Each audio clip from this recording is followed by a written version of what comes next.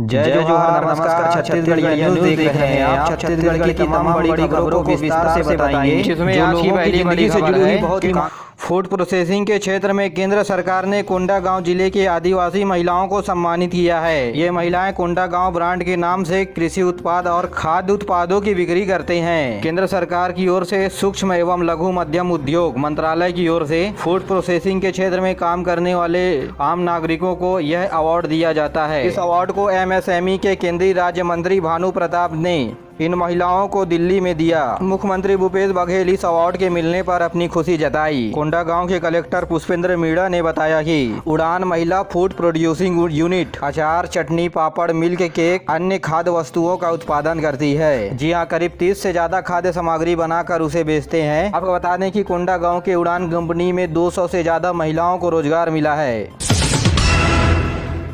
छत्तीसगढ़ समेत देश भर में ब्लॉक और तहसील और ग्रामीण क्षेत्रों पर पोषण सुरक्षा सप्ताह मनाया जा रहा है। इस सप्ताह के तहत अलग अलग जगहों से पोषण रैली, साइकिल रैली और पोषण सुरक्षा के लिए जागरूकता अभियान चलाया गया और ये कार्यक्रम 4 अप्रैल तक चलेगा, जहां अलग अलग पोषण संबंधी गतिविधियों के बारे में जानकारी देते हुए महिलाओं और बच्चों और घर के सदस्यों को जागरूक किया जाएगा।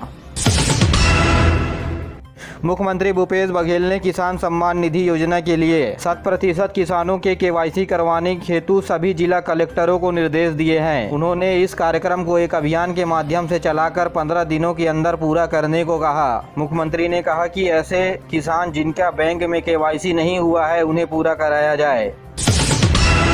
राज्य विधानमंडल में आज मंत्री TS सिंहदेव ने मरवाही वन मंडल के लिए मनरेगा में गड़बड़ी के मामले पर तत्कालीन जिला पंचायत CEO को समेत 15 कर्मचारियों को निलंबित करने की घोषणा की है। कांग्रेस विधायक गुलाब कमरो ने ध्यान आकर्षण सूचना के माध्यम से इस बात को उठाया। जवाब में मंत्री TS सिंहदेव ने मनरेगा के काम में गड़बड़ी को सही पाया है और जांच के निर्देश के बाद संबंधित अधिकारियों के ऊपर कार्यवाही करने के निर्देश दिए हैं। इसके बाद सत्ता पक्ष और विपक्ष ने संबंधित अधिकारी को निलंबित करने और गड़बड़ हुए राशि को वापस लेने की बात कही। इसके बाद मंत्री ने कहा कि सदन की गरिमा कार्यवाही और नियम के अनुसार ही बनता है। उन्होंने ये भी कहा कि इससे बड़े अधिकारी यानी DFO संबंधित रैंक के अधिकारियों के ऊपर कार्यवाही करने के लिए भी समिति बैठाई जाएगी। भारतीय जनता पार्टी के प्रदेश अध्यक्ष विष्णुदेव साय ने आरोप लगाया है कि राज्य सरकार अपराधियों और अपराध के ऊपर अंकुश लगाने के लिए पूरी तरह विफल है। विष्णुदेव साय ने एक संदेश जारी करते हुए उन्होंने महासमुंद के घटना का उल्लेख करते हुए कहा कि राज्य में जब पुलिस कर्मियों की हत्या की जा रही है तब आम आदमी किस तरह सुरक्षित रहेगा। प्रदेश में हत्या के मामले समेत नशे का कारोबार बढ़ रहा है, जिसमें कांग्रेस सरकार की ओर से कोई ठोस कदम नहीं उठाया जा रहा है और राज्य में अपराधियों को पुलिस का डर नहीं है। राजधानी रायपुर में बीती रात एक व्यक्ति की कार के चपेट में आने से मौत हो गई। वहीं एक बच्चे समेत 16 लोग घायल हो गए हैं और पुलिस ने आरोपी को अब गिरफ्तार कर लिया है। खबर के मुताबिक पुरानी बस्ती में नशे के हालात पर एक ड्राइवर ने एक के बाद एक 5 गाड़ियों को लगातार टक्कर मारा। इस दौरान 17 लोग घायल हो गए, जिसमें इलाज के दौरान 1 लोगों की मौत हो गई।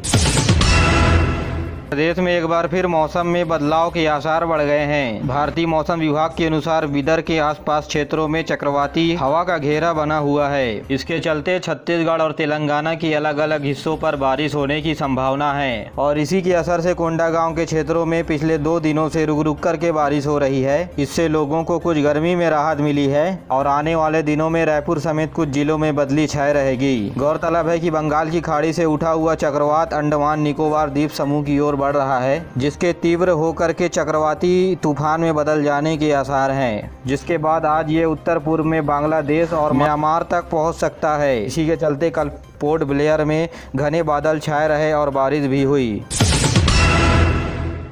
राष्ट्रीय ताप विद्युत निगम के NTPC संयंत्र के कोरबा यूनिट ने वित्तीय वर्ष खत्म होने के 12 दिन पहले ही लक्ष्य को पूरा करने का कीर्तिमान रचा है। सर्वाधिक बिजली उत्पादन करने वाला NTPC कोरबा जहां देश में दूसरे स्थान पर है, तो वहीं देश भर के NTPC संयंत्रों में कोरबा का स्थान पहला है। विद्युत संयंत्र के डायरेक्टर ने बताया कि एक यूनिट को ऑयलिंग के लिए बंद रखा गया है। इसके बावजूद भी संयंत्र ने लक्ष्य को आसानी से पूरा कर लिया है। छत्तीसगढ़ हाई कोर्ट ने छत्तीसगढ़ विद्युत कंपनी में 3000 पदों पर लाइनमैन की भर्ती की जाने वाले प्रस्ताव को रद्द कर दिया है। पीएस जस्टिस ने माना है कि उम्मीदवारों को बोनस तक देने के लिए भेदभाव किया जा रहा है, इसलिए वे विज्ञापन को निरस्त कर नए सिरे से भर्ती प्रक्रिया जारी करने के निर्देश दिए हैं। इस आदेश के बाद अब विद्युत वितरण कंपनी को फिर से नया भर्ती के लिए विज्ञापन जारी करना होगा। हाईकोर्ट ने ये फैसला इस संबंध में याचिका दायर करने के खिलाफ सुनाया है। गौरतलब है कि छत्तीसगढ़ विद्युत वितरण कंपनी ने 12 अगस्त को 3000 पदों पर लाइनमैन की भर्ती के लिए विज्ञापन जारी किया था। इसमें करीब 1,36,000 बेरोजगार युवाओं ने आवेदन किया था और चयन का आधार 10वीं में प्राप्तांक अंक और काम करने के अनुभव को बनाया गया था और इसके बाद भर्ती मेरिट लिस्ट के आधार पर की जानी थी और इसी आधार के खिलाफ हाईकोर्ट में जनहित याचिका दायर की गई थी, जहां बताया गया कि विद्युत विभाग में संविदा कर्मियों को परमानेंट करने के लिए अपना मन बना लिया है। ऐसे में अनुभव अंक वाले को प्राथमिकता दी जा रही है, जो संवैधानिक नहीं है। याचिकाकर्ता ने भर्ती प्रक्रिया को निरस्त करने की मांग की थी। कांकेर में पीजी की छात्रा को प्रोफेसर अपने घर बुला करके छेड़छाड़ का मामला अब तूल पकड़ने लगा है। भाजपा युवा महिला मोर्चा के मंडल ने प्रोफेसर के पुतले का दहन किया और नारेबाजी भी की और महिला सुरक्षा को लेकर प्रशासन पर निशाना साधा है। वहीं कांकेर कॉलेज के आरोपी लॉ प्रोफेसर नरेंद्र साहू के बर्खास्त को लेकर के प्रदर्शन किया। लॉ प्रोफेसर के ऊपर आरोप है कि छात्रा को पढ़ने के बहाने अपने घर के कमरे में बुलाया और उससे जबरदस्ती करने की कोशिश की। छात्रा के शोर करने पर पड़ोसियों ने पुलिस प्रशासन और लोगों की मदद से प्रोफेसर के चंगुल से छात्रा को छुड़ाया गया। वहीं छात्रा के आधार पर पुलिस ने मामला दर्ज कर प्रोफेसर को जेल भेज दिया है। वहीं प्रदर्शनकारियों ने प्रोफेसर को 7 दिन के भीतर बर्खास्त करने की मांग की है। बच्चों में पोषण के स्तर को जांचने के लिए छत्तीसगढ़ समेत पूरे देश में आज से पोषण स्तर मानक जांच दिवस का आयोजन किया जा रहा है। 27 मार्च तक चलने वाले इस अभियान में पोषण स्तर को समुदाय लेवल में बढ़ाने के लिए राज्य सरकार की ओर से अनोखा प्रयास किया जाएगा। प्रदेश के आंगनबाड़ी केंद्र तथा प्राथमिक के स्कूलों में पढ़ने वाले बच्चों का पोषण स्तर जाँच किया जाएगा। इस अभियान का मुख्य उद्देश्य 6 साल तक के बच्चों को पोषण स्तर तक लाना है तथा उनके माता पिता को पोषण स्तर के बारे में जानकारी देना है। इसके अंतर्गत एकीकृत बाल विकास योजना का विस्तार भी किया जाएगा। इस कार्यक्रम में सामाजिक संस्था, एनजीओ तथा माताओं और बच्चों को भी कार्यक्रम में शामिल किया जाएगा। महिला एवं बाल विकास मंत्री अनिला भेड़िया ने सभी वर्गों के प्रमुखों से अनुरोध किए हैं कि वे छोटे बच्चों को कुपोषण से मुक्त करने के लिए अपना प्रयास जारी रखें। मुख्यमंत्री भूपेश बघेल सर्व ब्रह्म समाज के शपथ ग्रहण समारोह वाटिका में उपस्थित हुए।